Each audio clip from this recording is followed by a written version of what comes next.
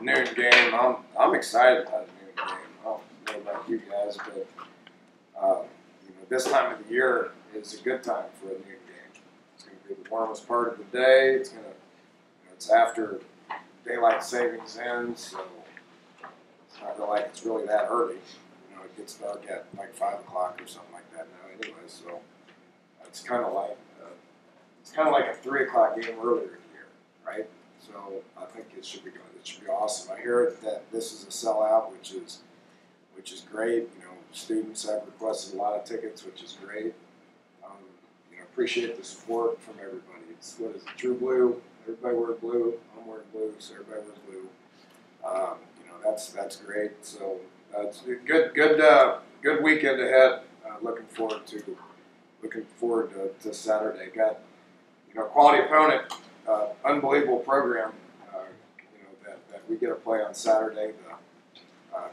The history with us and TCU is pretty good. Obviously, coming in together at the same time and playing each other now for the seventh time. Yep. I guess it's the seventh time we played. These have been great games. You look at the history with us and them. I mean, there's been a couple of overtime games.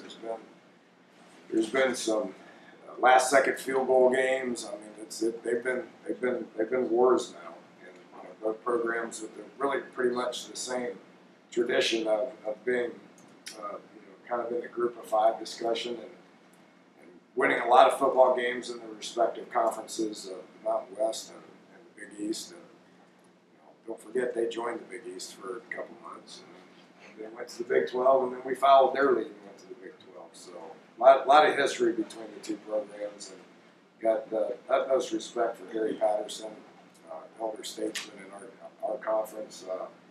Been there, I think, 18 years or so as the head coach, but been there longer than that. And has done as good a job as anybody in college football over that span. So defensive minded, not a better defensive coordinator in the country than Derek. And this year's no different when it comes to that side of the ball. They haven't had the ball bounce their way, which happens periodically. It's happened to us, obviously. And it's kind of happened to them a couple of times this year, but it's not like they don't play anybody. I mean, you can win games, and when the ball doesn't bounce your way that way. But in the Big 12, it's a little harder. So looking at losses to Ohio State, Texas, Texas Tech, those guys are obviously good football teams. So we know what we're getting with TCU this weekend. We'll be ready to go. They're still first, second, dang near every defensive category that exists in the Big 12. They're really good up front, even though they've lost some guys to some injuries, whether it's a D-line or safety or linebacker. They're still replacing those guys with good quality players. So same scheme, same coaches, continuity. Doing a really good job of playing defense, and it's always been hard to move the ball on them. It's always been hard to scheme them up and play against them. They get up, they do a great job with their technique, and whether it's getting off blocks or rushing the passer or sound tackling, honest in coverage. I mean, they're always as good as there is. So, their D lines, they're the bang. How do you say Ben, Tony? Wanagu? That's how you pronounce the last name? I think so, yeah. Well, that dude's really good. And the other end, 91 Collier is really good. Same two guys that we faced last year, minus a guy. And inside, they lost Blacklock earlier in the year, who was spectacular, but got two other guys that are just as good. Inside linebacker-wise, they got guys that can run. Corners is pretty much the same two corners they had last year. They had kind of a rotating deal going on at safety, but it doesn't matter who plays these spots in a Gary Patterson defense. It doesn't matter who the bodies are. They're going to be coached up. They're going to be sound with their technique. They're going to play hard. They're going to be where they're supposed to be, and they're going to play sound defense. So will probably be the stiffest test that we have had to date for our offense. They just do a really good job on that side. And we know that. We respect that. And we're looking forward to playing against them. Offensively, they have obviously lost a couple of key components to what they've done Obviously had the quarterback went down. They had kind of committed to him. He's the guy. And then when that guy goes down, it kind of sets you back a little bit, which is what's happened to him. I know he tried to play through his shoulder for a couple of games. Tough kid. And it just got to a point where he couldn't. So insert the Collins kid. Kind of a unique story with him. I don't know why I need to ask Gary this, but I don't know why TCU is recruiting in Connecticut. Got the right tackle, who's an enormous dude, 6'7", Yank, 328. They got him, and where they're recruiting him, they got to know this quarterback. And the quarterback went to Penn, played a little bit as a freshman, and then transferred to TCU. So he's going to get better and better. He's a big kid, 6'5", 215, throws the ball well. Obviously a smart young man. And will get better and better and better as the reps go, then he'll go.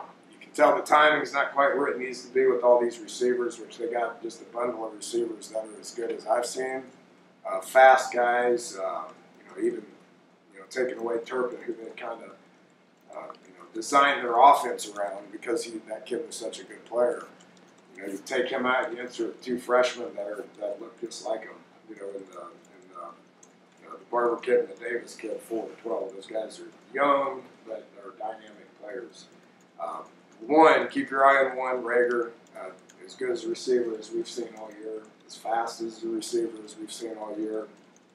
Two, Austin, same stuff. So these guys got talent, they got players. The timing is going to continue to get better, and we need to understand that.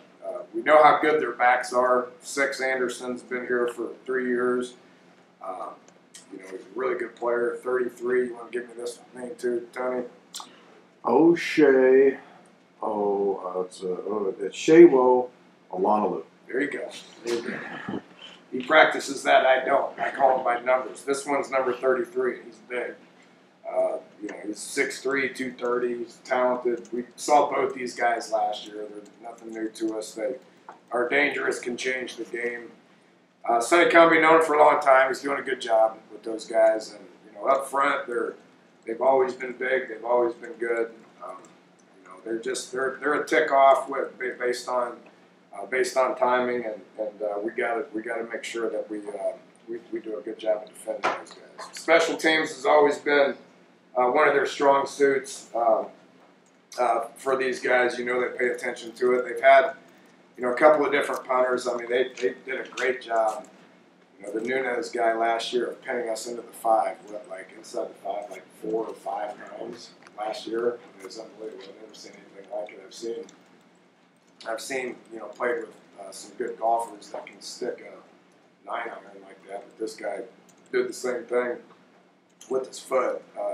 But they've had 2 different punters, but they pay attention to it. They utilize it the appropriate way.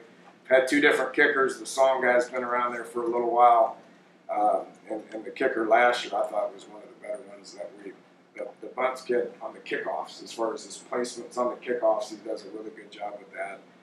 Their return game's been as good as anyone. I mean, we know Turpin had 8 touchdowns. Well, he was a part of that, but their schemes and the people up front that were blocking were a part of that as well. And that hadn't changed. The schemes and who's blocking for them and how much they pay attention to it hasn't changed. Like I said, with Rager, number 1, and Davis, the new kid, number 12, they're dangerous as they can be. So our coverage units have to continue to make sure that we're on top of things and we do what we need to do to help win us the game. So that's where we're at. They're 2-1 in Morgantown over the last 3 times that they've been here. So we know what we're getting with this bunch, and you're only as good as your next one. We got some good positive stuff ahead of us, and this is the next thing and the only thing that we'll be talking about. Questions? Nate, offensive line, you've been real complimentary since the game on Saturday. What was it you thought they did best? Physical, mental? Where was the biggest improvement you saw? Yeah, both. I thought I was happy with our coaching staff with scheming things up. I thought we did a good job of scheming some things up. And then our backs ran hard. I think we kind of settled in with McCoy and Pedaway. Got those guys the ball a little bit more than we have. And didn't rotate as much, which I thought was important. Those guys played as hard as they played, ran as hard, made a couple of guys miss, stayed on their feet. So that was certainly good. But the O-line just had a little different nature to them. They did a better job with their pad level. They did a good job. They did a good job of IDing things, which we've talked about that. They did a better job of just finishing blocks. And the pads were lower. And I could talk about Wesco for the remainder of this press conference. I mean, he's one of, when I say O-line, I count him. He's one of the 6 guys that are in the box that does a good job. This dude is blocking as good as I've seen a tight end block at this level. He's really doing that good of a job. He's getting involved in the pass game, as we all see. But they did a good job with their pad level, blocking people, finishing people, getting up to the second level, and getting on people as well. So Texas hadn't given up 200 yards rushing in like 20-some games, and we were able to do that, which is why we were able to win. Speaking of Wesco, you've had him get involved more in the pass game recently, but now Javon Haskins is getting more involved the last 2 games. So what does that do when you have not 1 but 2 tight ends really getting involved? Yeah, it makes us more multiple, and it makes us harder to defend. I don't care which of our 5 skill guys that are on the field at any one time, any of them could get the ball. So whether it's a tight end or Giovanni does a little bit more flex out stuff. He's still technically a tight end, but a little bit more flex out stuff. He's able to be in the box, line up as a true tight end if we need him to. But it makes it harder for us to defend when all those guys can touch the ball. They got to cover all of them. And Giovanni's just now kind of coming into his own. He's still young. Obviously redshirted, hadn't played college football yet, so is a big target that has really good hand-eye coordination and is improving with his blocking abilities. So the better they get, the more we're using. Texas looked like it was trying to do a lot of the same stuff with drop 8 that Iowa State had. Why was this so much more successful this week against kind of a similar team? Well, I'm getting really tired of talking about Iowa State. We're not going to let that define us, okay? And, I was happy with our coaches and players, not letting that define us. That's not who we were. And so I thought we kind of buried that going against Baylor and playing the most complete game that we've played all year. Then you go on the road and you play another top 20 team. And you play good enough to win. So that's who we are. So I think we're, it's college football. Those games are going to happen. I'm tired of talking about it, but we hadn't forgotten. So we got to respect our opponent. This is another good opportunity for that to be able to happen. TCU beat Iowa State, so that'll probably get mentioned. And we got to prepare hard and practice hard and go play hard. I'm certain that we'll do that this Saturday. You have a big carrot you can dangle in front of this team for the remainder of the season, which is the playoff game. Do you use that at all when you start bringing in a TCU that, hey, look, we've still got a lot to play for? Yeah, we talk about, we don't talk about playoff stuff.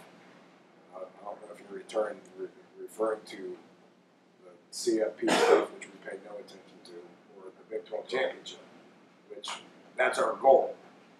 You say, well, it's a lofty goal if you want to. That's everybody's goal in the Big 12, is to play in that game. And so that's what we're striving for. And the only way you remain in that conversation is if you play good the next week. So the only thing that we talk about in here is TCU. That's it. We don't talk about scenarios. We don't talk about who would be in that game. We certainly don't talk about what happens after that game. So it's 100% TCU and what we can do to be able to win that game. Dave, you've had kind of extreme opposite experiences on the road your past 2 games, right? But pretty good when you win one, I guess. Extreme opposites Experiences on the road. I don't want to mention the other school, right? But like I appreciate that. I appreciate that. Thanks. But they're really good on the road, TCU, for a long, long time. And I think you understand like what that means, but like how, what's the difference, I guess, in being okay on the road and being, you know. I think we've been okay on the road Yeah, I too. mean like season defining, program defining. You got to win on the road. I mean, if you don't, I mean, you're going to play 5 guaranteed, either 4 or 5 based on what you're doing. So last time I checked, about half your games every other year. So you better be able to play on the road. We're used to doing it and winning, and they're used to doing it. You don't become a perennial 10-win season program like they are without winning on the road a lot. They've won twice here. Get mentioned. We don't. We've won in Austin before. So that gave us confidence going into Austin. We've won in Lubbock before, so that gave us confidence going into Lubbock. It's been over a decade since we beat 2 top 20 teams on the road, or whatever it is. So that's something that we're proud of. And the next time we go on the road, which is going to be in a week, we're going to talk about that and expect to go win. Their 2 DNs have almost half their sacks. Are they just beating people and getting the quarterback? Yeah, they are. They're good players. It's when you're 6'5", 275, and 6'4", 250, and twitchy, you can probably get to the quarterback. So I'm glad we have 2 capable tackles that can block, and they're gonna be a handful. They're gonna be a challenge. They were last year. Colton had his hands full with 15 last year, and Yadney had his hands full with 91 and the number 9 they had last year. We ended up having more sacks than 15 at the end of the year. I'm glad he's gone. They always have those pass rush guys. They do a good job of recruiting them and developing them and coaching them and utilizing their technique, keeping them wide, letting them do their thing. They do a good job with that. So we got our hands full with those 2 guys. Play attached, I guess, too. So You got a tight end a little bit. They can help there. yeah, we can do some of that. We haven't done that a whole bunch. Wesco spends most of his time in the backfield, but there's different things that we can do with those type bodies. The chip, we did that last week with a couple of Texas's guys. It's a couple of times Wesco came down and hit the defensive end and wiped them out, and so the tackle was just sitting there going, "I don't have anything to do." Because Wesco's playing so well, honestly. Watch the video. But there's some things that we can do to get the ball out with. We don't want to sit Will back there 50 times if we don't have to with those guys coming off the edge like that. People talk about chemistry a lot. Define what chemistry is and what makes it. How does it develop? And why was this team this year able to bounce back from losing a game and then to win a close game? Yeah, chemistry is it's everything. There's good teams that aren't good because chemistry is not good. How do you don't just snap a finger and they have good morale or good chemistry or any of that. I mean, you got to develop that over time. And I think we've done a good job of developing that over time. And, it goes back to those 15 guys I talk about a lot. Those guys are really close, and they all like each other, and it doesn't matter where they're from or what side of the ball they're on or any of that. They genuinely like each other, and it's important to them. And that rubs off on younger guys and other guys. So you got to have really good senior leadership and veteran experience. And if you don't, then you're in trouble. I think last year we had some of that chemistry issues last year with older guys that didn't allow us to be able to pull together the way that we needed to. This year we have a group that is, chemistry-wise is pretty good, and it means a lot to them. So I know they're going to keep working hard. And today's an opportunity to go out there and work hard and prepare for a good TCU team. Go back to your running game. Scale it back to 2 people. It seemed to play. Letty got 4. Yeah, I think Letty played like 20 snaps. Sinks, he's still battling through that ankle now a little bit. It's nothing Sink's done. I got to look for ways to get him out there and play more because he's arguably our best back coming out of spring. and Letty's a force as a freshman. So, you know, but we're not snapping the ball a lot. You know, we're averaging, what, 65 snaps a game, 68 snaps a game. That's low. You know, there's only one ball, you know, so you know, there's been times, you know, I remember, what was it, 2014, we went to Maryland and snapped it 120 times, and we were down to our fourth back in the fourth quarter, and that dude needed to carry the ball like 8 times, 10 times in the fourth quarter. I mean, that's happened before, and it's going to happen again. Just in that kind of game, we knew we were only going to get 10, 12 possessions because of how we play and how they were going to play. We only got 10. That's just not a lot of snaps. So we felt like those two guys were veterans. I was proud of both of them, Petaway and McCoy. Juniors, they've been in that game before, and they were running hard, so let's keep doing what we're doing. You know, that could be a totally different thing this weekend. Something else you added or adjusted is you move around and re-snap stuff and kind of slide that kind of stuff. Any origination point where you all sat down and said we got to do that, or is that just something that you brought back? It's just game planning, and we felt like that was necessary against Texas for what they do defensively. Make them declare, and you got a pretty smart quarterback that sees things. And when you move around people like that, and they got to tip their hand at some point. And if you tip your hand to 7, he's going to get you. So the more that we can do, better position that we can put Will in pre-snap, the better it's going to be